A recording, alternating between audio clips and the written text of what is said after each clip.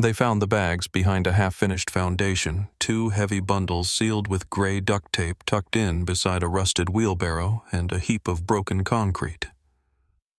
When the workers sliced one open, a smell of rot and rain drifted into the air.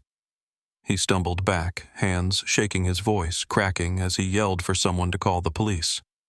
That image still sits with me, those plastic bags in the drizzle and the quiet that fell over the site before the sirens came. Before I go any further, tell me where you're listening from and share this if you believe remembering is the first step toward justice. Back then, I thought I'd left the forest behind me for good. I'd spent 30 years with the U.S. Forest Service, most of them patrolling the same stretch of Oregon woods that hugged the coast near Lake Walport. When I retired, I moved a few miles inland into a modest house where the mornings smelled of pine needles and damp soil. My days had a rhythm. Coffee at sunrise, the radio low in the kitchen, the sound of trucks heading out toward the logging roads. That October felt like most others. Mornings came cool and fog-heavy, the kind where the mist hung low over the trees until nearly noon. The air had that sharp metallic edge you get just before winter settles in. Tourists had mostly gone home by then, but a few late-season hikers still came through, eager to catch the last bits of color before the rain made the trails slick again. Jessica and Thomas West were 2 of those folks. I didn't know them personally, but I knew their type, young, outdoorsy, kind of idealistic. They reminded me of my own kids when they were that age before life taught them to double-check the weather and tell someone where they were headed. They were the kind of couple that packed too many snacks, left polite notes at trailheads, and took photos of moss-covered rocks as if they were treasures. That week the sheriff's office had been busy with the usual, a few broken fences from windstorms, a bear spotted too close to a campground. Nothing serious. Sheriff Drummond, who I'd worked with for years, liked to say Lincoln County ran on routine, and for the most part he was right. Folks here trusted each other.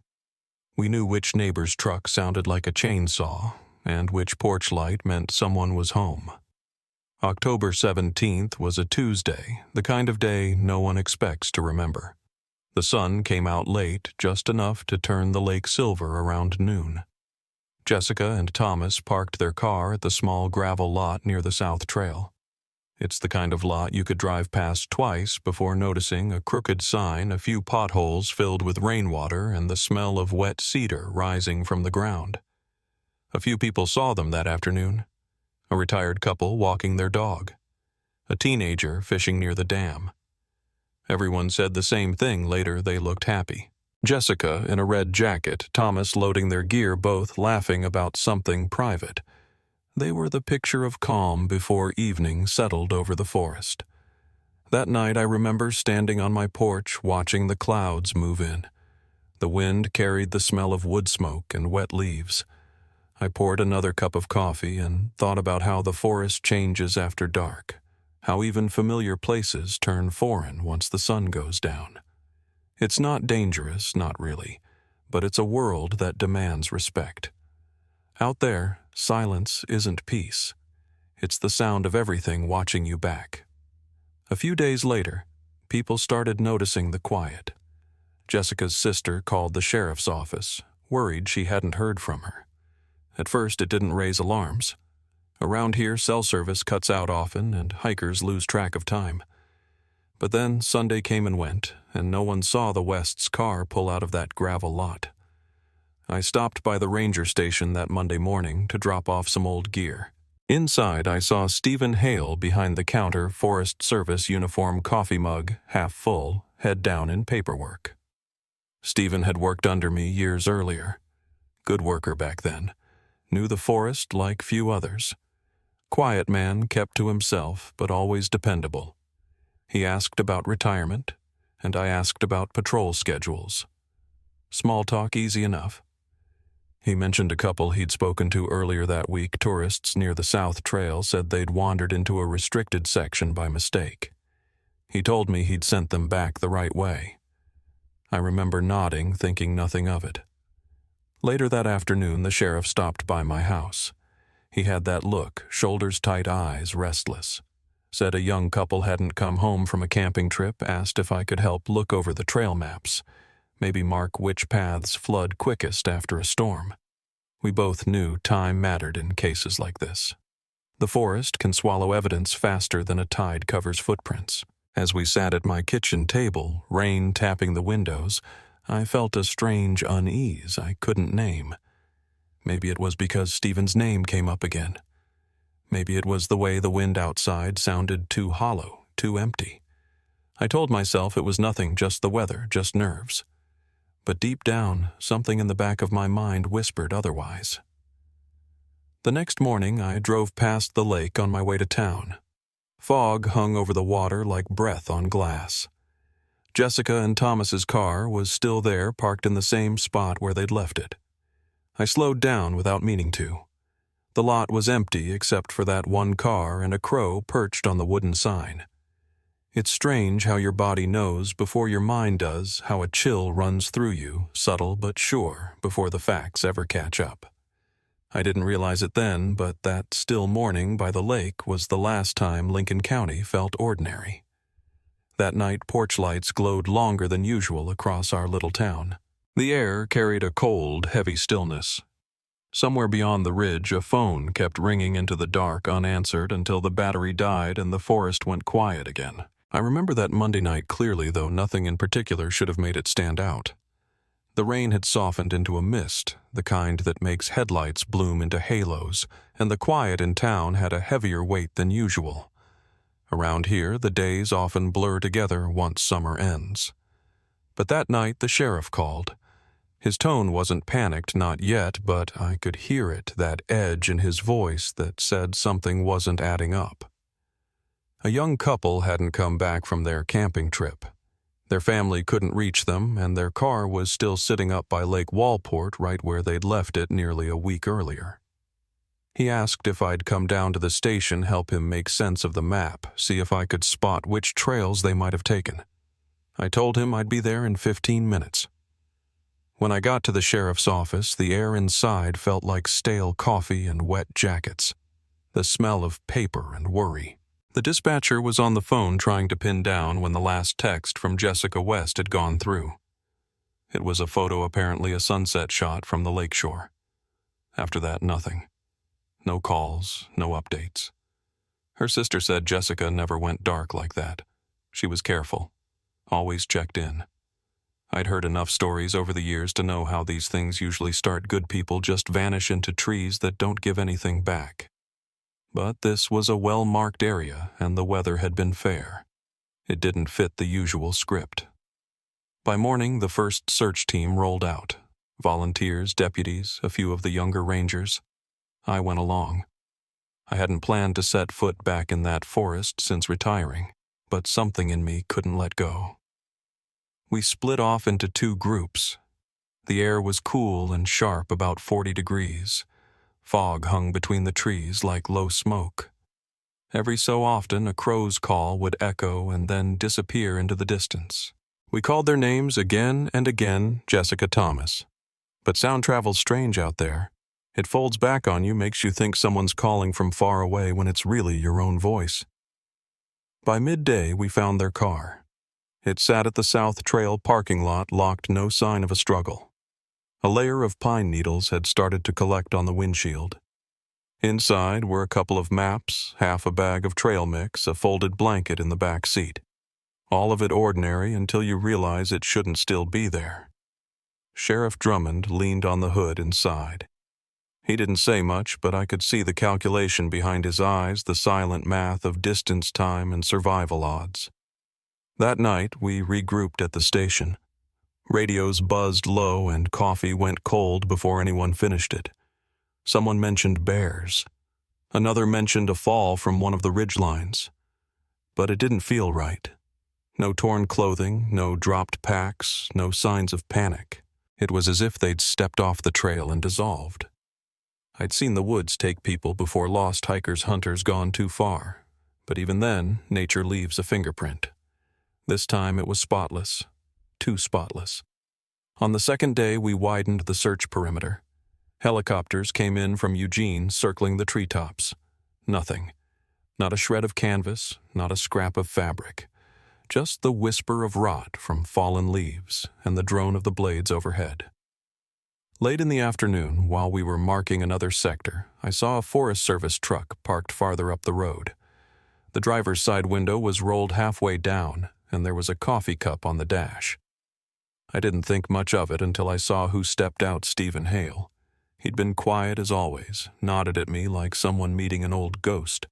Said he was helping monitor some closures along the trail network. We made small talk, the kind that doesn't mean much but fills the space between two people who know more than they're saying. I asked if he'd seen anything out of place. He said no, nothing unusual, but his eyes flickered toward the tree line and his hands fidgeted like he was keeping them from shaking. It struck me as odd, but I brushed it off.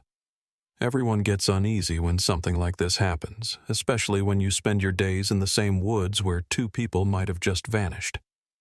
That evening, the sheriff's office began cross-checking cell data.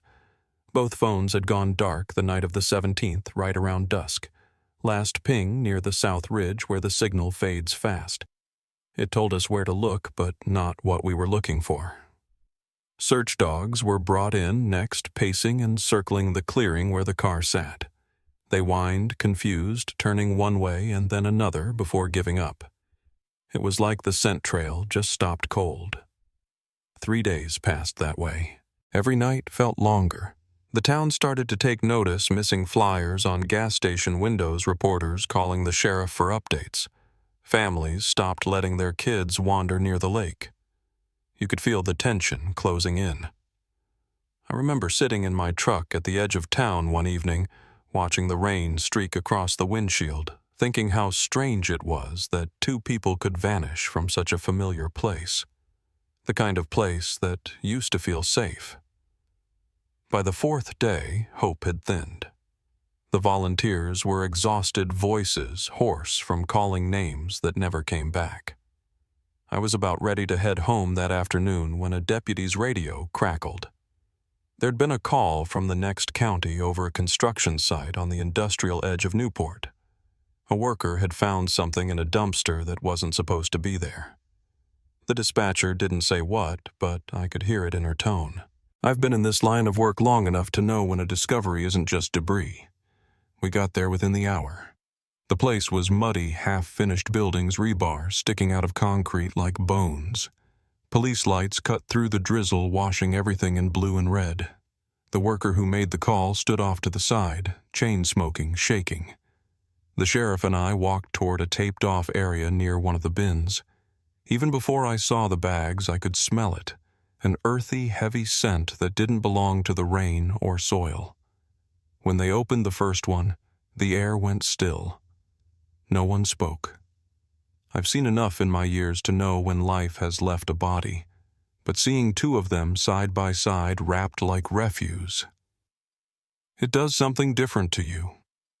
I looked at the tent rolled up next to them, the fabric soaked through but still holding the shape of what it once was. That was the moment everything changed. This wasn't a rescue anymore. It was a crime scene. The next few hours moved in fragments. Photos, markers, quiet instructions. Forensics teams arrived. The sheriff moved like a man underwater, every gesture slow and deliberate. The bags were loaded carefully, the tent catalogued and tagged. By midnight, confirmation came in from the family photos. It was Jessica and Thomas, the faces that had once smiled at the lake, now part of a case file. When dawn broke, I drove back through the forest alone. The roads were slick mist curling low between the trunks. I couldn't shake the thought of their last moments, how peaceful it must have seemed before it all turned. I thought about Stephen, about the way his hands trembled that day. At the time, I told myself it was stress. Now I wasn't so sure. Back in town, people began to talk. Some said it must have been a robbery gone wrong. Others whispered about outsiders, drifters. But the details didn't fit. Their things were gone, but not ransacked. Whoever did this hadn't acted on impulse. It was methodical planned. Someone who knew how to move quietly, how to cover tracks, how to make two lives disappear.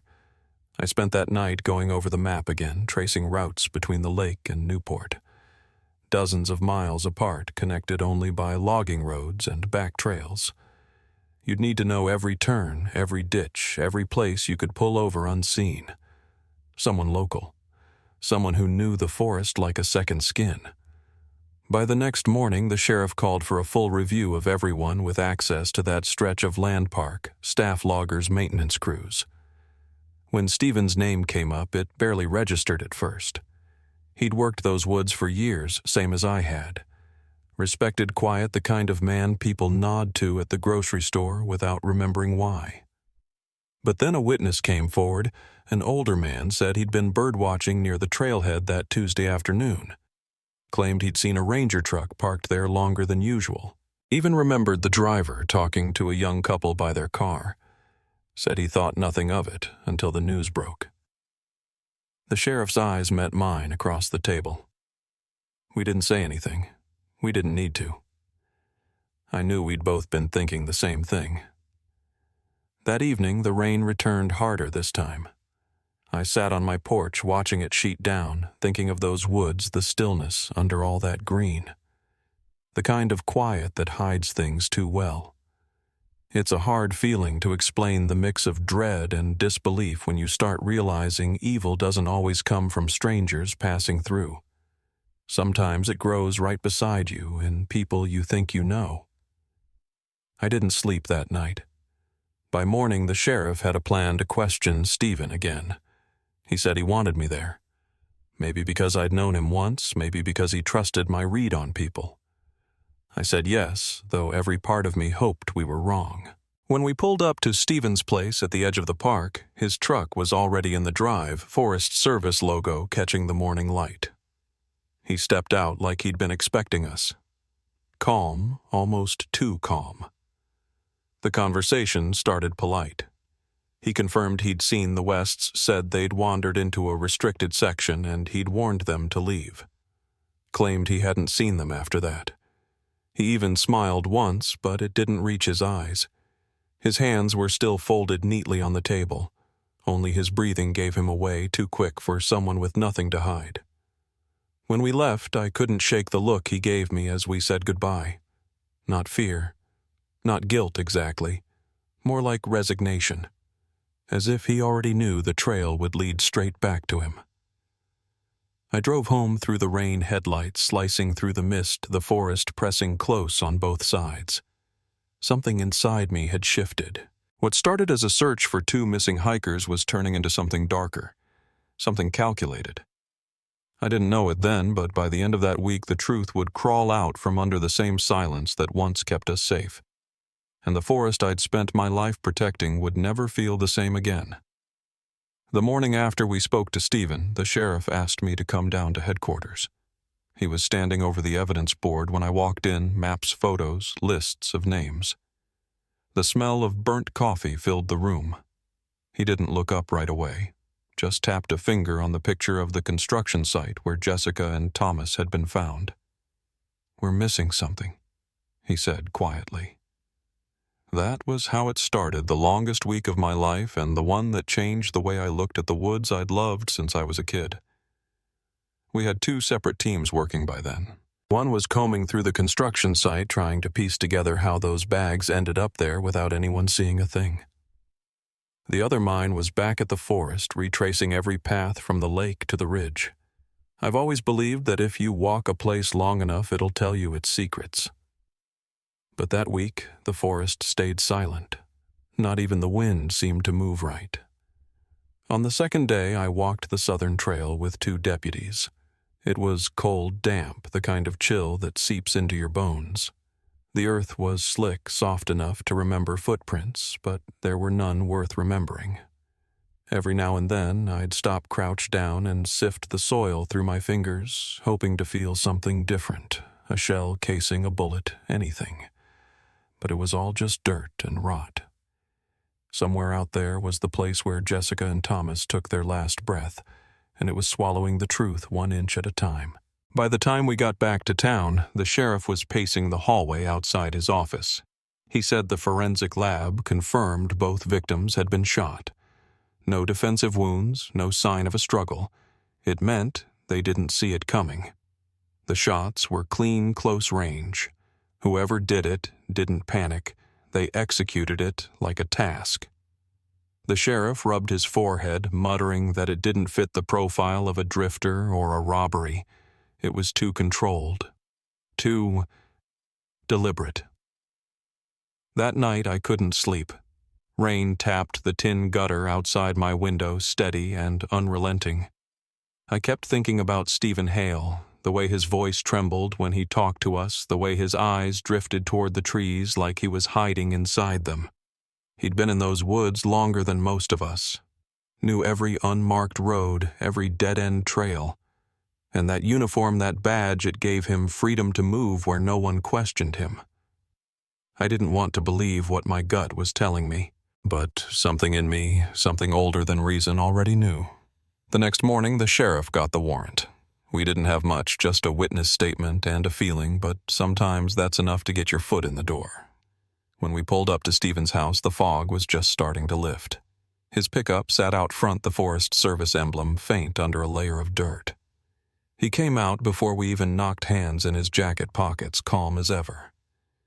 He didn't protest when we told him why we were there. Didn't even ask to see the paperwork. He just stepped aside and said, "You can look anywhere you like." Inside the place was bare. A man's house tells you more than his words do, and Stephen's house said he lived small, quiet, and alone. There were no pictures, no clutter, just the hum of the refrigerator and the faint smell of oil and sawdust. We searched every room. Nothing. No blood, no weapon, no trace of the Wests. The sheriff shot me a look that said we might have jumped too soon. I almost believed him until one of the younger deputies called out from the yard. He'd been poking around the back of the pickup. Under a tarp were bags of animal feed stacked against the bed.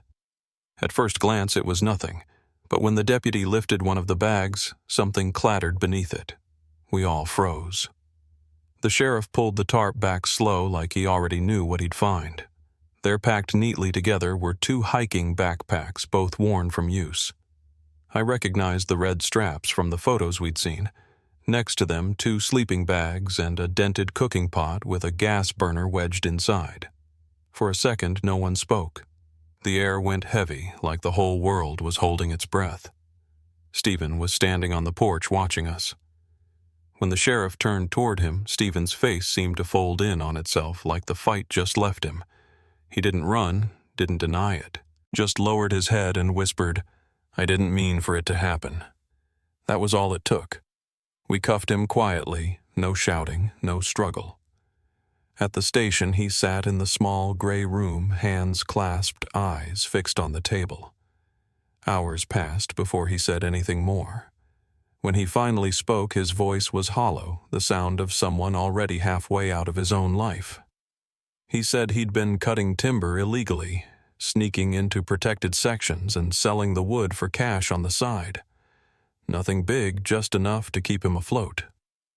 He knew he'd lose everything if the department found out. That afternoon in October, he'd been checking on one of the cut sites when he saw Jessica and Thomas. They'd wandered off the main trail and pitched their tent right where he'd been working. He said he panicked, thought they'd seen too much, that they'd tell someone. He claimed Jessica had her phone out, maybe taking a picture of the area, and his mind just went blank. He said he saw his life falling apart before his eyes. The next part he barely got through. His hands trembled as he described how Thomas tried to calm him down, said they were just leaving. But the words barely reached him. He pulled his service pistol, fired twice. Then again. When it was done, he just stood there, the forest dead quiet, except for the echo still hanging in the air. "I didn't even know who I was anymore," he said. "I've heard confessions before, some angry, some defiant, but this one was different. It was small, pitiful almost, like he'd built a trap for himself and only realized it after he'd sprung it." He told us he packed everything, body's tent gear, into his truck that night. Spent hours cleaning the ground, covering tracks. The precision of it all was what chilled me. He didn't act like a man in panic. He acted like someone who'd done cleanup before. The part that stuck with me most was how he chose where to dump them. He said he drove for hours, circling trying to find a place that felt invisible. Settled on the construction site because the noise, the constant flow of trucks would bury his secret faster than he could. "No one looks twice at trash," he said softly. After he confessed, he agreed to take us to where he'd tossed the gun. We followed him through the rain into a small ravine that ran behind the service road. The air smelled of moss and iron. He pointed to a shallow stream beneath a fallen log. A few minutes later, a deputy pulled out a black pistol caked in mud. When the ballistics came back, it was a match. That was the last piece. That night, I drove home slower than usual. The forest felt different now, smaller somehow, as if a light had been turned off inside it. I couldn't shake the image of those two, Jessica and Thomas, smiling for a photo at the lake, unaware that just a few miles away a man's fear was winding itself into something deadly. I thought about how easily it could have gone another way. A warning, a ticket, maybe even just a nervous laugh. But fear, once it takes root, grows fast. And in those woods there's nowhere for it to go, except inward.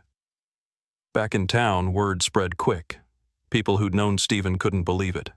The same man who'd taught kids about fire safety, who helped tourists when their tires got stuck, was now being charged with double homicide. I didn't have the heart to tell them that sometimes monsters don't look the part. Sometimes they wear the same patch on their sleeve that I once did. Before the night ended, the sheriff stopped by my house. We didn't talk much. He just stood there on the porch, rain dripping from his hat eyes, tired. "You ever think," he said quietly, "that maybe the woods make men like him?" I didn't know what to say. Maybe the woods don't make anything. Maybe they just watch and keep the secrets we hand them. When he left, I stood there a long time, listening to the rain fade into the soil. Somewhere in the distance, a foghorn groaned along the coast, a low, lonely sound that carried through the night. It reminded me that even when the noise dies down, the echoes don't. And I knew the hardest part was still coming, the trial, the families, the long, slow years that would follow. But for now, the forest had given up its truth, and it wasn't the one any of us wanted to find. I remember sitting in that interrogation room long after Stephen had finished talking, just listening to the hum of the air vent above us. The place felt too small, like the walls themselves were holding their breath. The sheriff sat across from him, elbows on the table, eyes lowered. None of us said a word for a long time. When a man tells you he killed 2 people because he was afraid of losing his job, there's no neat way to absorb it. You just sit there and let the silence do the talking. Stephen looked drained, not from defiance, but from something deeper, like the life had leaked out of him long before we ever knocked on his door. He wasn't angry. He wasn't even pleading. He was empty, and somehow that was harder to look at than guilt. When he finally agreed to take us to where he'd dumped the gun, the sky was heavy with rain. We followed him in 2 unmarked trucks down a narrow service road that wound through the foothills like a scar. The windshield wipers clicked back and forth, steady as a metronome. Every so often he'd point out a bend or a landmark, his voice low and even, like a man giving directions to a house he no longer owned. When we reached the creek, he climbed out without waiting to be told. I watched him kneel beside the water, motioning toward a log half submerged in mud. "There," he said quietly. "Under that." It took a few minutes to find it, a standard-issue sidearm black steel slick with grime. He stood by while one of the deputies bagged it. For a brief second, his shoulders dropped and he exhaled like he'd been holding that breath for years. On the way back, nobody spoke. The road was slick and the forest pressed in from both sides. Every turn felt like déjà vu, a place I'd seen 100 times but didn't recognize anymore. When we got to the station, the sheriff handed the gun straight over to forensics. Later that night, the ballistics came back. It was a match. Every bullet that had torn through Jessica and Thomas came from that weapon. The circle had closed. We kept Stephen in holding that night. I went home but didn't sleep. I sat in the living room with the lamp on the old clock ticking behind me. My wife had gone to bed hours earlier, but I couldn't bring myself to join her. I just sat there staring out the window at the wet street. Every so often, headlights passed slicing through the mist. I thought about the way fear can twist a man, how it starts as something small, almost reasonable, until one day it consumes whatever's left of his judgment. I'd worked beside Stephen once, trusted him. He'd been quiet, dependable, the kind of ranger you send out alone because you know he'll get the job done. Now I kept seeing him standing in that forest with his gun drawn, two people begging him to calm down, and I wondered at what point his fear turned into something else. The next morning we drove him to the courthouse. Reporters had gathered by then, small-town press, mostly cameras wrapped in plastic against the drizzle. Stephen didn't look up when they let him out. He kept his eyes on the ground, walking like an old man, his boots leaving dark prints on the wet concrete.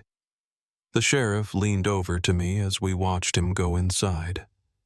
42 years old, he muttered. He threw away his whole life over a few trees.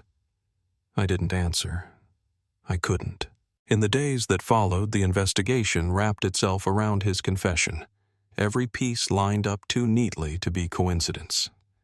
The illegal logging operation checked out stumps in protected land receipts from a sawmill up north, money funneled quietly into his personal account. The tent and gear we'd found in his truck tied him straight to the Wests. Even the tire tracks from his Forest Service pickup matched prints near the South Ridge. It was all there, a tidy web of facts around one man's panic. The autopsy reports came through next. 2 gunshots each. No hesitation marks, no signs of prolonged struggle. It had been fast, clean.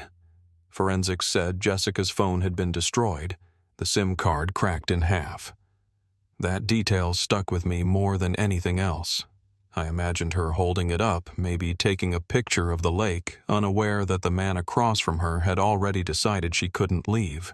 The horror wasn't in the violence itself. It was in the seconds before it, when there was still time to walk away. By the end of the week, the DA filed charges, 2 counts of first-degree murder. The trial wouldn't start for months, but for most folks around Lincoln County, the case was already over. You could feel the unease at the diner, the grocery store, the post office. People whispered when they saw a ranger uniform, even though none of the others had done a thing wrong. That was the part no one likes to talk about, how one man's choices stain everything around him.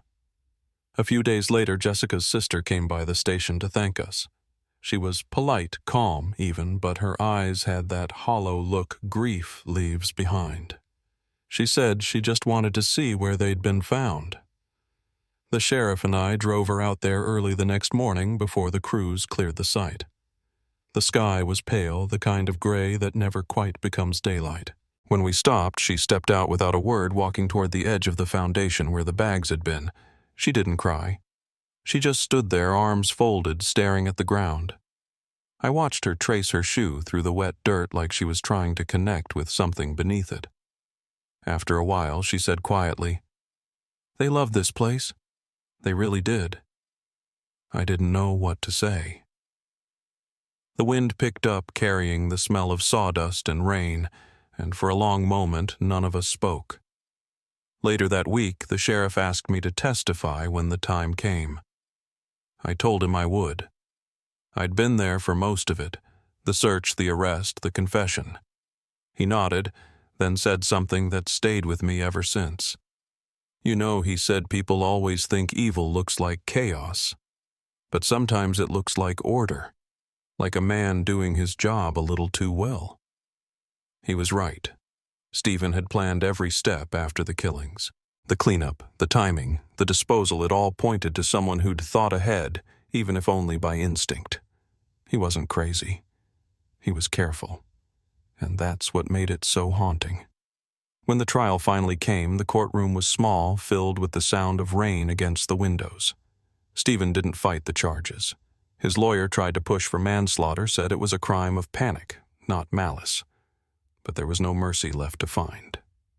The judge listened expressionless, then handed down a sentence of 45 years. No parole. When I heard it, I didn't feel relief exactly. Just a quiet finality. A door closing on something that could never really be undone. That night I went back out to the lake. The rain had stopped and the surface of the water was smooth as glass. I parked near the old gravel lot where Jessica and Thomas's car had once waited. The trail sign still leaned to one side, the letters faded. I stood there a while, listening to the frogs and the far-off hum of the highway. The forest was still the forest, indifferent, eternal. It hadn't changed, though everything else had. I thought about the first time I met Stephen, how proud he'd been to wear that uniform. I thought about the quiet pride in Jessica's sister's voice when she spoke of them. And I thought about how small the line really is between fear and ruin. Before I left, I walked down toward the shore. The air smelled like pine and earth and the faint sweetness of wet leaves. The moon came through the clouds for just a moment, lighting the water in a way that made it look endless. I took a breath and let it fill my chest. Some stories don't end with understanding, they end with acceptance. As I turned back toward my truck, a breeze moved through the trees behind me, soft and restless. It sounded almost like a voice, low, distant, impossible to make out. I knew it wasn't them, but for a moment it felt like the forest itself was trying to remember. The trial ended the way most do in towns like ours, quietly. No applause, no outrage. Just a few murmurs in the hallway as people filed out, shaking their heads. 45 years. That was the sentence. For some, it felt like justice. For others, just a number that couldn't possibly measure what was taken. I sat in the back row that day beside Sheriff Drummond. We didn't speak, but I could feel the same thought sitting heavy between us. We'd both spent our lives walking those woods, trusting them. And now they would never look the same again. When the gavel came down, Stephen didn't lift his head. He just nodded once, almost like he agreed with the verdict.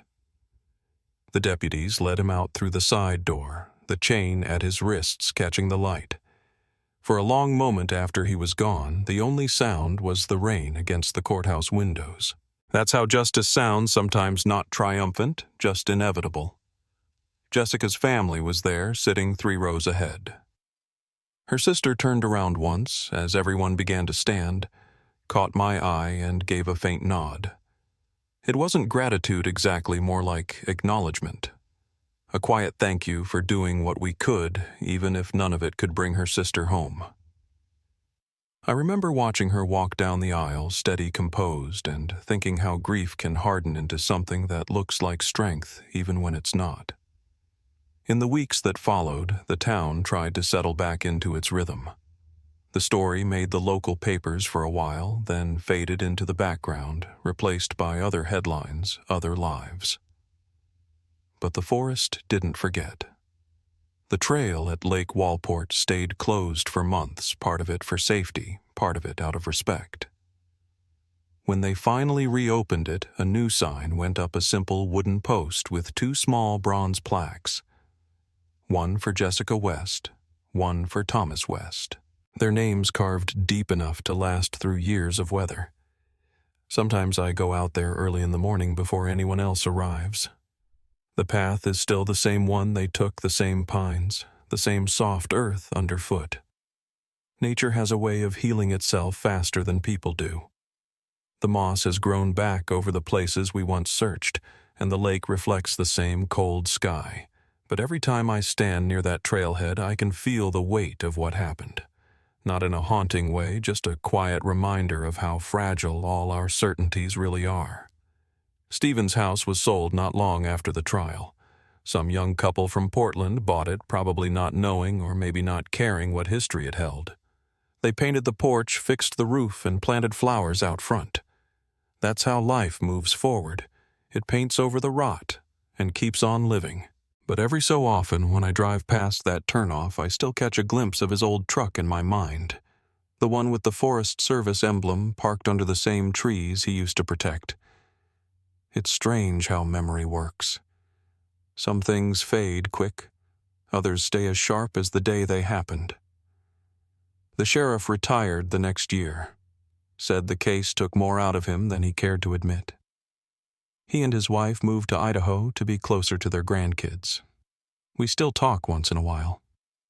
He told me he doesn't miss the job, but he misses the feeling that what he did mattered. I know what he means. When you spend enough time chasing down the truth, you start to measure yourself by what you can fix. And when you can't fix something, when you just have to live with it, it leaves a mark you don't see until much later. As for me, I stayed. I've thought about leaving more than once, but this place is in my bones. The forest, the rain, the salt in the air, it's all part of who I am. There are days I still walk those trails, not as an investigator, just as a man trying to make peace with where life led him. Sometimes I bring coffee and sit near the overlook above the lake. It's quiet up there, the kind of quiet that hums instead of echoes. On calm mornings when the mist hangs low and the water is still, it's almost possible to believe that the woods forgave us for what happened. I think about Jessica and Thomas often. They were just two people who wanted a few days of peace, the kind of trip any of us could have taken in a place that used to feel safe. Their story reminds me that evil doesn't always come in storms or shadows. Sometimes it comes wearing a uniform with a friendly nod and a steady hand. It hides in the ordinary, waiting for one small moment of fear to turn into something irreversible. That thought still chills me more than any ghost story could. There's a part of me that wonders what went through Stephen's mind in those last moments, if he regretted it before the first shot, or only after. I'll never know. Maybe that's the punishment no sentence can measure, the knowledge that a single heartbeat of panic can define the rest of your life. 45 years is a long time to sit with that. Longer still to sit with silence. Years later, people still ask about the case. Usually it comes up around campfires or at the bar when the rain keeps everyone inside. Someone will mention that ranger up by Walport and the room gets a little quieter. Folks lower their voices out of habit, like they're afraid the forest might be listening. Then someone changes the subject and life moves on the way it always does.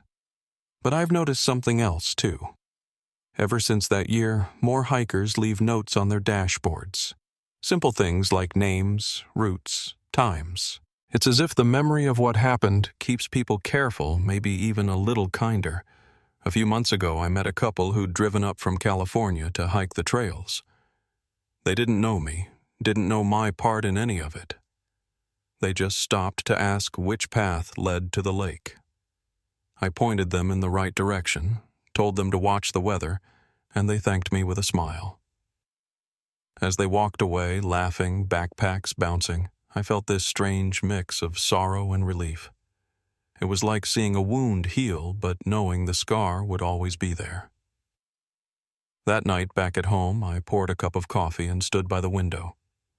The rain had started again, steady and rhythmic. Out beyond the porch light, the trees were dark silhouettes bending gently in the wind. I thought about all the years I'd spent walking those woods, all the people who'd trusted them, and how fragile that trust can be. Maybe that's what this whole story really comes down to. The trust we place in the world around us, and how easily it can be broken. It's been 8 years now, but some nights I still wake up thinking I hear the sound of the forest branches creaking water, dripping the faint whisper of leaves moving against each other. It's a sound I used to find comforting. Now it feels like a memory calling from a distance, soft but insistent, reminding me that every place carries its ghosts, whether we see them or not. If this story stayed with you, share it not for views, but so no one's name gets lost to the dark. And if you've ever walked through a quiet place and felt a story still hanging in the air, let me know where you're listening from. Every voice helps keep their memory alive.